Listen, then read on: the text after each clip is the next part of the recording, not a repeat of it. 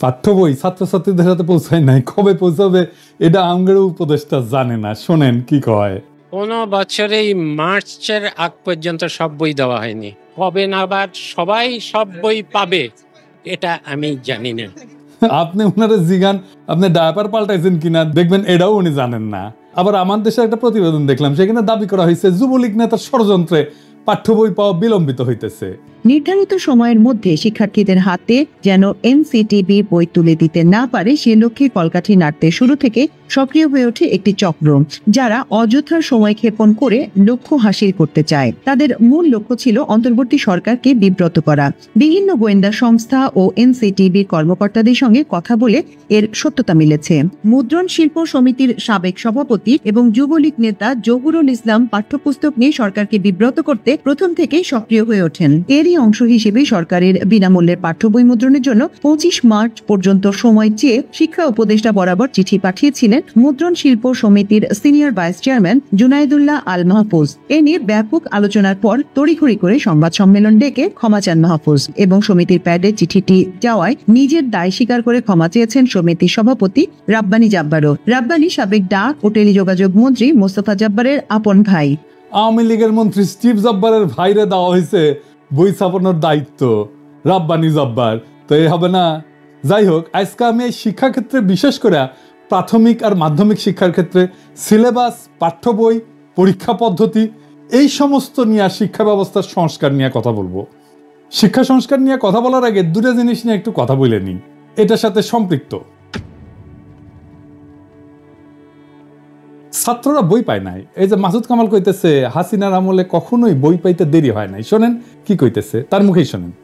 এত বছর ধরে মানুষ স্বৈরাচার মরে সব বই গালাগালি সব করছি, একটা কিন্তু পোলাপন বই পাইছি না, উনি দিতে পারেন না। সে কি ঠিক বলিছে?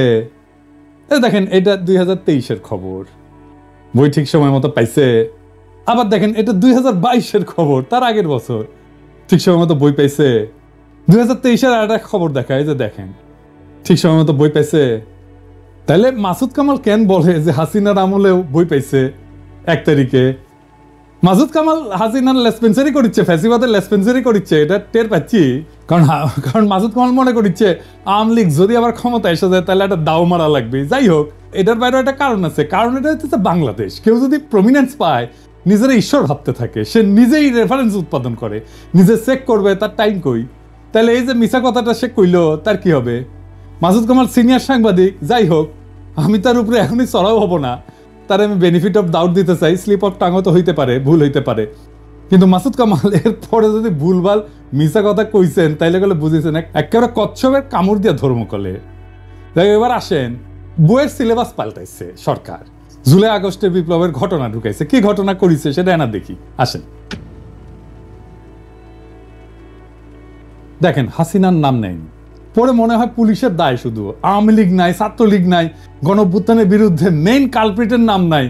এরা বাচ্চাদের কি শিক্ষা দিতে চায়? যদি বইয়ে হাসিনার নামই লেখা না হয়, আওয়ামী লীগের নামই লেখা না হয়, ফ্যাসিবাদের নামই লেখা না হয়, তাহলে গণঅভ্যুত্থানটা হইল কার বিরুদ্ধে? জনগণ তো হাসিনার বিরুদ্ধে দাঁড়াইছে, পুলিশ তো প্রতিরোধ করতে গিয়ে নিপীড়ন করছে হাসিনার অর্ডার নিয়ে। এই নৃশংস প্রতিরোধের দায় কেবল পুলিশকে দিচ্ছে কেন? হাসিনার নাম কেন নিচ্ছে না? বাচ্চাদের জানা উচিত না হাসিনা জোর করে ক্ষমতায় থাকা এবং তার অপশাসনের বিরুদ্ধে আমরা ফাইট করছি। আমাদেরকে এখনো কারা হাসিনার রাজ্যে রাখতে চাচ্ছে, যে রাজ্যে হাসিনাকে কালপ্রিট বলা যাবে না? তো কে লিখেছে? রাখাল রাহা, ওর আসল নাম সাজ্জাদুল হক। এই এত ইসলামোফোব যে নিজের মুসলমান নামটা পাল্টা এটা হিন্দু নাম নিছে, প্রগতিশীল হয়েছে। যে বইটা দেখালাম এটা 5ম শ্রেণীর বাংলা বই, এখানে যে খুনি ফ্যাসিস্ট হাসিনার নাম লেখা হয়নি তা না। 9ম 10ম শ্রেণীর বাংলা বইয়ে জুলাই আন্দোলনের ইতিহাস কেন্দ্রিক একটা গদ্য যুক্ত করা হয়েছে, এটাতেও খুনি হাসিনার নাম লেখা হয়নি, আওয়ামী লীগের নাম নেওয়া হয়নি, ছাত্রলীগের নাম নেওয়া হয়নি। নাম না নিয়ে এরা ইতিহাস লিখেছে।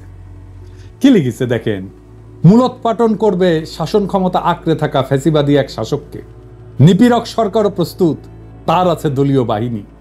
দেখেন হাসিনার নাম নেই, দলীয় বাহিনী ইউজ করছে হত্যাযজ্ঞ চালাইতে, কিন্তু এই দলীয় বাহিনী আওয়ামী লীগ ছাত্রলীগের নাম লিখতে এদের জাত যায়, লজ্জা লাগে। এরা ইতিহাস লিখতেছে, কিন্তু আমরা কার বিরুদ্ধে যুদ্ধ করছি তার নাম লিখতেছে না।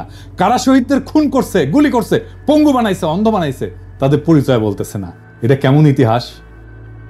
আবার দেখেন লিখছে, কিন্তু প্রতিরোধ করেছিল সরকারি দলের দুর্বৃত্ত বাহিনী, তাদের পাশে ছিল রাষ্ট্রীয় বাহিনীগুলোর ক্ষুদ্র একটা বিপদগামী অংশ। মানে বুঝিছেন, সরকারি দলের দুর্বৃত্ত বাহিনী বলতে পারতেছে, যেন এই বাহিনীর নাম নাই। আপনারা দেখেন রাষ্ট্র বাহিনীর একটা ক্ষুদ্র অংশ নাকি বিপদগামী ছিল। হ্যাঁ, হাই সেলুকাস, যেখানে আস্ত একটা পুলিশ বাহিনী, আস্ত র্যাব, ডিজিএফআই, এনএসআই, ডিবি জনগণের বিরুদ্ধে দাঁড়াইছে, সেখানে ক্ষুদ্র একটা বিপদগামী অংশ নাকি দাঁড়াইছে। কি কারে ইতিহাসের বিকৃতি বলেন?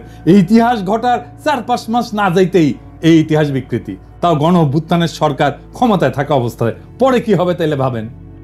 এই বই রাগালরা ঢুকে দিবেন, হারামজাদা বুদ্ধিজীবী চাইতেছে। এবার বুঝেছেন তো কেন আমি বাঙ্গু সুশীলগের আর বামদের গেলায়। সিলেবাস নিয়ে হাসিনার আমলে কত কাণ্ড হইতো আপনাদের মনে আছে না? আমি একটার পর একটা এপিসোড করেছি, যে দেখেন কতগুলো এপিসোড করেছি অসঙ্গতিগুলো দেখা দেওয়ার জন্য। সিলেবাস নিয়ে সিরিয়াস কাজ হাতে গোনা বাংলাদেশে কয়েকজন করছে, তার মধ্যে আমি একজন। একবার ঘুণাক্ষরও আমারে কইল না, ভাই আপনার মতামতগুলো কি বলেন, বইগুলো দেখে একটু মতামতগুলো দেন, বলে না। আমি যে খুব জ্ঞানী লোক তা না, কিন্তু আমাকে দেখতে দিলে তো ক্ষতি নাই, তাই না? আমার রিকমেন্ডেশন নিয়েন না, দরকার হইলে একটা মতামত তো ফ্রি পাইতেন, তাই না? রাগালরা যে কাজটা করিচ্ছে, টাকা নিচ্ছে, গাড়িতে ঘুরিচ্ছে, গাড়ি পাইছে একটা ফ্রি, অফিস পাইছে, স্টাফ পাইছে, আমরা তো টাকাও দিতে হতো না। তো সাজেশন নেন না কেন? কারণ হইতেছে রাখালরা শুধু হিন্দু নামই নেয়নি, তার সাথে হিন্দু ধর্মের বর্ণ প্রথাও নিচ্ছে। আমি তো নমশূদ্র, তাই আমার সাজেশন নিলে জাত যাবে রাখাল রাহার। রাখাল রাহালকে দেখলে জিগায়েন তো, ওই যে ক্ষুদ্রকালে ওর যন্ত্রের যে কর্তৃত্ব চামড়া আছে না আগা, ওটিকে আবার লেগে নিছে নাকি প্লাস্টিক সার্জারি কইরা। যাই হোক, দেখেন আসিফ মাহতাব উৎস যে নতুন বই নিয়ে কি কইতেছে, ওরাও তো খুশি না। দেখেন দিচ্ছে, তার একটা নমুনা কেউ একজন লিক করেছে, এবং এটা আসলে যে তাদের মধ্যে আছে সেটা আমরা কনফার্ম করেছি। যে একটা গল্প তারা দিয়েছে, এটা আপনারা সব অনলাইনে পাবেন। গল্পটার এখানে অনেক সুন্দর সুন্দর কথা আছে, তার মধ্যে আমি একটা পড়ে শোনাই, যেটা পড়তেও আমার ভালো লাগছে। Sundays try to walk like a lady and not like the sluts that you bent on becoming. এটার মানে হচ্ছে এইভাবে, মানে রবিবারে ভালোভাবে হেঁটে যাবে, যাতে করে তুমি যেই খানকি না সেটা হতে চাও, তুমি সেটা না হতে পারো। এবং এই গল্পে এই ওয়ার্ডগুলি, মা মেয়েকে খানকি ডাকছে, এটা মানে বারবার আসছে। আমি জানি না এই গল্পটা আমাদের সাহিত্য বা ইংলিশের ক্লাস 9-এর বইয়ে থাকা কতটা প্রয়োজন। তার মানে সিলেবাস নিয়ে ঝামেলা মিটাতে পারে না। এবার আসেন আমি সলিউশন নিয়ে কথা বলি। এখন যেভাবে বই ছাপা হয় সেটা বন্ধ করতে হবে, তাইলে পরিবেশের ক্ষতি কিছুটা কমবে। গাছ কাটতে হবে না এই কাগজ তৈরি করার জন্য, কোনো ছাপা বই থাকবে না। ছাত্রছাত্রীরা ট্যাব পাবে, ট্যাব 1 বছর বইয়ের জন্য প্রত্যেক ছাত্রের পিছনে খরচা হয় প্রায় 500 টাকার মতো। ট্যাবের আয়ুষ্কাল যদি 3 বছর ধরি, তাহলে এই 3 বছরের খরচা মানে 1500 টাকায় বাংলাদেশে একটা উন্নত মানের ট্যাব উৎপাদন করা যাবে, যেটা পড়ালেখা করতে পারবে। চিন্তা করেন কি পরিমাণে কর্মসংস্থান হবে যদি আমরা বাংলাদেশে ট্যাব উৎপাদন করতে পারি। আবার ট্যাবের তো ট্রাভেল শুটিং হবে, রক্ষণাবেক্ষণের জন্য নানা উদ্যোগ গড়ে উঠবে, নানা লোক এখানে কাজ করবে। এইটা সব স্কুল মাদ্রাসা একসাথে থাকবে, একটা সেন্ট্রাল ডেটাবেজে ভ্যালিডেটেড চ্যাপ্টার থাকবে, বইয়ের লেখে লেখে ওইখানে ভ্যালিডেটেড চ্যাপ্টার একটা স্টোর করা হবে আর্কাইভে। ওই আর্কাইভে চ্যাপ্টারগুলো থাকবে, বইগুলো লিখবে স্কুল আর মাদ্রাসার শিক্ষকেরা, ভ্যালিডেট করবে একটা বোর্ড। সংশ্লিষ্ট স্কুল বা মাদ্রাসার নিজের বই বা নিজের মডিউল সেন্ট্রাল ডেটাবেস থেকে, ওই আর্কাইভ থেকে চ্যাপ্টার দিয়ে নিজেরাই তৈরি করে নেবে ইলেকট্রনিক্যালি, বলবে এই আমার বই এই চ্যাপ্টারগুলো থাকবে, ব্যাস বই তৈরি হয়ে গেল। ওটা ডাউনলোড করে নেবে ছাত্ররা। এটার সুবিধা হচ্ছে স্থানীয় ভিত্তিতে নিজস্ব সিলেবাস তৈরি হবে। ধরেন আমি একটা এক্সাম্পল দিই, ময়মনসিংহ, রাজশাহী, চাঁপাইনবাবগঞ্জ, পাবনা, বগুড়া, কুড়িগ্রাম, গাইবান্ধা, এই সমস্ত অঞ্চলে একটা বিশেষ রোগ হয়, জানেন, খুব খতরনাক রোগ হয়। এর নাম হইতেছে কালাজ্বর। এইখানে কালাজ্বরের কিভাবে প্রতিরোধ করা যায়, কালাজ্বরের রোগীকে কিভাবে আইডেন্টিফাই করা যায়, সেই বিষয়গুলো যদি ওই অঞ্চলের বইগুলোতে থাকে, তাইলে চিন্তা করেন ওই অঞ্চলের ছেলে মেয়েগুলো যায় না উঠবে কিভাবে এই রোগটাকে সামলানো যায়। স্থানীয় অঞ্চলের সংস্কৃতি স্থানীয় স্কুলে পড়ানো হবে। ধরা যাক ময়মনসিংহ গীতিকা, এটা পড়ানো হবে ময়মনসিংহ অঞ্চলের স্কুলগুলোতে। লবণাক্ততা, এটা থেকে বাঁচার উপায়, এটার পড়ানো হবে উপকূল অঞ্চলে। চাঁপাইনবাবগঞ্জে পড়ানো হবে গম্ভীরা, স্থানীয় সংস্কৃতি। কালাইয়ের রুটি, পার্বত্য চট্টগ্রামে ম্যালেরিয়া পড়ানো হবে। অত্যন্ত রিচ কারিকুলাম তৈরি করতে পারবো আমরা। স্কুলের শিক্ষক আর স্থানীয় স্কুল কমিটি তাদের বই ঠিক করে নেবে। বইয়ের সাথে সাথে কয়েক হাজার প্রশ্নও তৈরি করা থাকবে। এই প্রশ্ন করার জন্য কোনো ঝামেলার দরকার নাই। চ্যাটজিপিটিতে বইটা আপলোড করে দিয়ে বললেই হবে এই বই থেকে 2000 প্রশ্ন তৈরি করে দাও, উত্তরও তৈরি করে দাও, তাইলে তারা প্রশ্ন তৈরি করে দেবে, উত্তরও তৈরি করে দেবে। বইয়ের চ্যাপ্টারের ভ্যালিডিটি থাকবে 3 বছর। প্রত্যেক বছর এই আর্কাইভে নতুন নতুন চ্যাপ্টার তৈরি হবে, আর যুক্ত হবে। স্কুলে স্কুলে কম্পিটিশন হবে বইয়ের চ্যাপ্টার লেখার জন্য ছাত্রদের মধ্যে। ছাত্ররাই লিখবে নিজেদের বইয়ের চ্যাপ্টার। ক্লাস 9-এর ছাত্ররা তো অবশ্যই ক্লাস 8-এর ছাত্র বই লিখতে পারবে, তাই না? আমরা সেরা চ্যাপ্টারগুলো সারা দেশ থেকে বের করে নিয়ে এসে আর্কাইভে রাখবো। সারা দেশে স্কুল ছাত্ররা যদি লেখে, তার মধ্যে থেকে আমরা নিশ্চয়ই 10-12টা ভালো চ্যাপ্টার পাবো যারা ভালো লিখছে। প্রত্যেক চ্যাপ্টারের জন্য অনলাইন টিচিং মডিউল তৈরি করব, অনলাইনে। সেইখান থেকে মূলত শিখবে ছাত্ররা। আমাদের কোয়ালিটি শিক্ষকের সমস্যা কমবে, একজন লক্ষ লক্ষ ছাত্রকে পড়াইতে পারবে। সেরা শিক্ষকেরা টিচিং মডিউল তৈরি করবে, সারা দেশে একই রকমের শিক্ষার মান নিশ্চিত হবে। পরীক্ষা হবে ইলেকট্রনিক্যালি। কিভাবে? ওই ট্যাব দিয়ে পরীক্ষা দিতে পারবে সবাই। প্রশ্ন র্যান্ডামলি তৈরি হবে অ্যালগোরিদম দিয়া, এক একজনের জন্য এক এক প্রশ্ন। পরীক্ষাও দেবে ট্যাব থেকে, কাউকে প্রশ্ন করতে হবে না, খাতা দেখতে হবে না, টেবুলেশন শিট বানাইতে হবে না। সকালে পরীক্ষা, বিকালে রেজাল্ট বের হয়ে যাবে। কত সময় বাঁচবে দেখেন। পুরা শিক্ষা ব্যবস্থা নিয়ে, সিলেবাস নিয়ে বেশিরভাগ সমস্যার সমাধান হয়ে যাবে। রাখাল রাহাদের রাহাজানি থামবে।